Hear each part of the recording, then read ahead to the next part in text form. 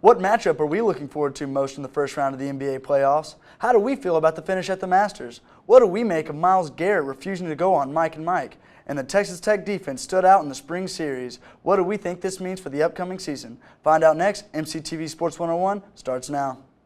Moving on to the MLB, spring training is officially underway. Kyle, who's your favorite to win it all? Texas Tech and TCU will collide this weekend in Lubbock for one of the biggest matchups in college baseball this season. Both teams are in the top 10 and competing for the Big 12 crown. Kyle, who comes on top this weekend? 1 week ago, Texas Tech police officer Floyd East Jr. was fatally wounded here inside the Texas Tech police station by 19-year-old freshman Hollis Daniels. During a student welfare check, Daniels was believed to have drugs and drug paraphernalia inside of his dorm room. He was then brought into the Texas Tech police station for a standard debriefing, where he then drew a gun and shot and killed Officer Floyd East Jr. For more information about the moments leading up to the incident, stay tuned. Homecoming week is in full swing here on the campus of Texas Tech University. Tune in to find out about all the different events and festivities taking place on campus this week besides the game.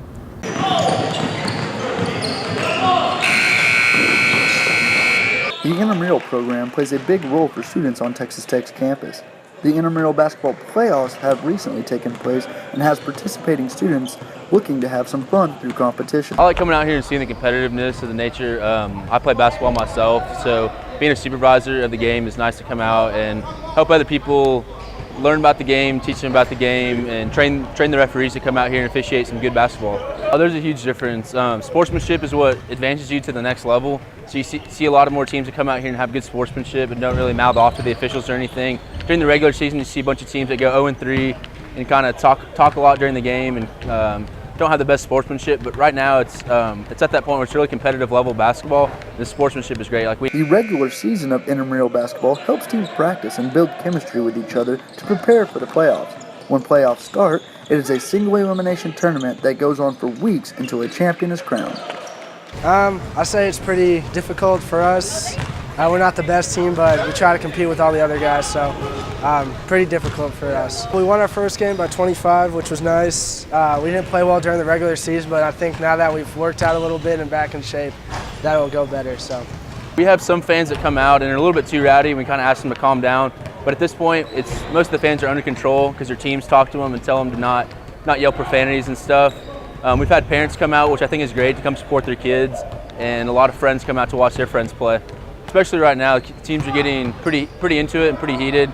But like I said, they're having good sportsmanship while they're out here. I think it's great. I think it's rewarding those that do good during the regular season. But at the end of the day, they're just playing for an intramural championship t-shirt, so it's nothing too big. But I think it's great to see people come out here and compete and high-five each other after the game. Just kind of like how life is. You're competing at the end of the day, but at the end of the day, you're still friends with everybody. The intramural basketball playoffs allow students to get involved in some competitive action without having to put in the dedication to compete in an accredited athletic program. As long as your team has good sportsmanship, you will make it to the playoffs, whether you're out there for the exercise or to win the championship. Projected #1 pick Myles Garrett declined an interview on Monday morning with Mike and Mike after he found out Booger McFarland was co-hosting. McFarland was critical of Garrett in the past, which is why he declined the interview. Kyle, what do you make of this? It's childish. It's childish of Myles Garrett. You're going to be a professional athlete. You're going to get criticized. You can't refuse to go talk to somebody just because they're criticizing you. That was an opportunity for him to go on there and explain his case of why Booger McFarland is wrong. And he didn't have to do it in an attitude where he was going to get mad or angry. He could have just sat down and been a professional instead of saying, "Oh, I just don't want to talk to you." Now, see, I don't understand why this is a big deal. To me, this is nothing. This is nothing. It's not going to hurt his draft stock, but it's childish. And okay, he can be childish. Why go on to a show where you know you're going to get openly criticized by a person who's said these things? Because you're going to get criticized no matter what you do. The man questioned his love for the game. And Booger McFarland can do that because he played the game. He saw this. He watched the film. He He played. He knows what it takes. But not only that, he can say whatever he's seen the man he plays, whatever, but he hasn't been there on the field with him. He's only watched tape, and he's only done the thing. You can question his physicality. Okay, maybe. well, that was a good chance. But you can't. That was a good chance for Garrett to go on there and say that. So the man felt offended, and he's still 20. You say he's a grown man. He's not a grown man. He's a young, growing man. He's going to be a professional. And he's still a grown man. He's still 20, like 20, He's not even 21 years old. The man can't go into a bar. Well, he's still 20. He still needs to learn how to. He's not become a professional athlete, right? He needs to learn how to deal with this in time himself, and he will be a professional athlete. He went on every other show on ESPN, because but refused to go to talk to somebody who might have actually hurt his feelings. So he got his feelings hurt, so he didn't want to go on air. That's childish. Okay, so he's still going to grow up through this whole process. Maybe he doesn't. He's already not going. He's not ready to be an NFL player. The man's already not going to. The man's not. Oh, not ready to be an NFL player. He's not ready. You tell every. Do you know how much criticism he's going to face in the NFL? Tell me what team is not going to take him because he doesn't want to talk to the cameras. I'm not saying he's not going to be able to take criticism from anybody else during the season. He can take criticism. That's not going to stop his play. That's not going to stop him from playing the game and playing it freaking amazingly the way he's done it throughout. I'm not saying it's going to keep him from playing well. I'm just saying that's going to hurt him in the future. It may if he can't take criticism, what's he going to do when he lines up against the defense end or an offensive tackle? How is criticism going to stop him from taking on the offensive tackle? What is he going to do? Say, "Oh, I can't get around him because he hurt my feelings"? Yeah, no, exactly. That's what he's going to say. That's what he's going to stop. Oh yeah, yeah. That's what Booger was saying. That he didn't have the effort. Okay, you show me one time on tape. Whenever an offensive player said something mean to him.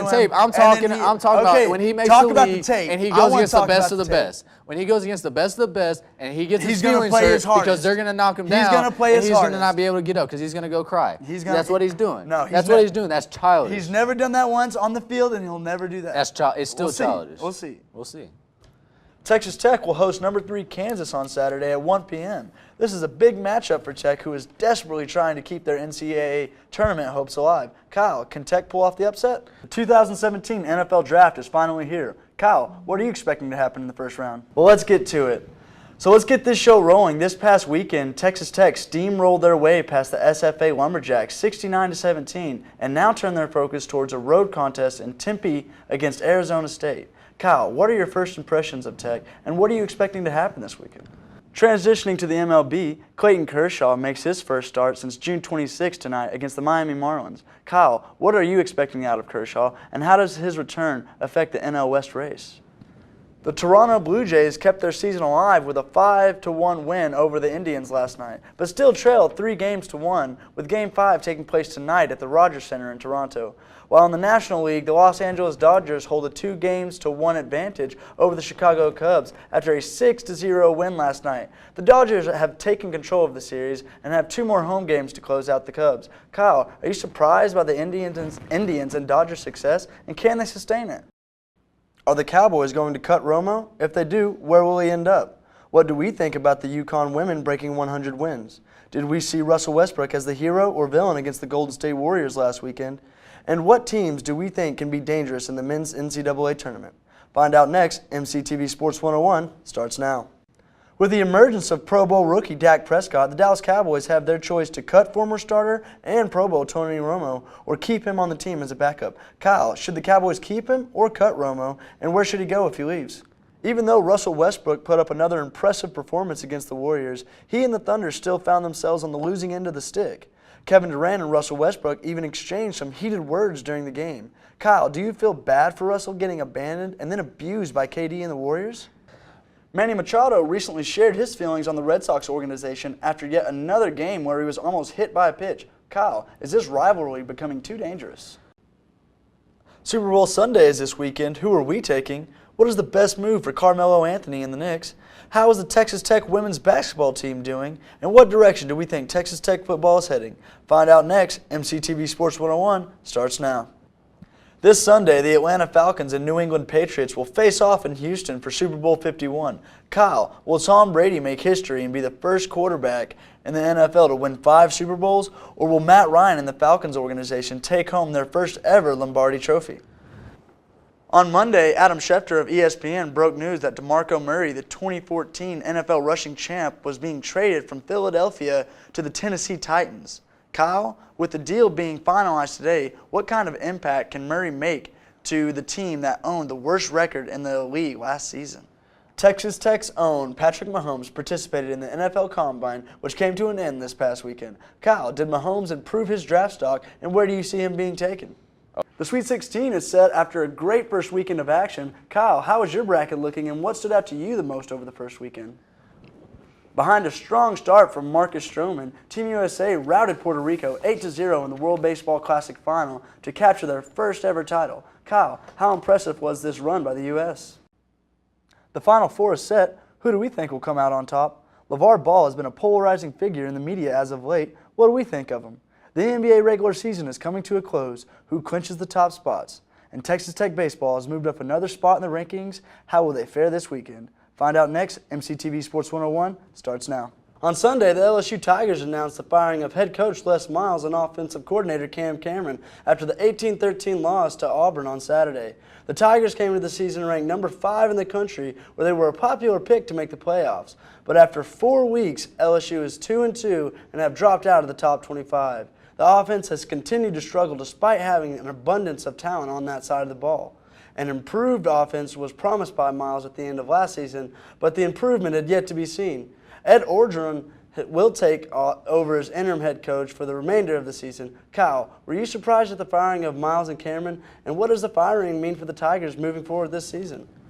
The New York Mets will be without the services of ace Noah Syndergaard for an extended period of time as he is dealing with a partial tear in his right lat muscle. The injury occurred during his start last Sunday after he refused to get an MRI earlier in the week. Kyle, whose fault was the injury, the Mets or Syndergaard?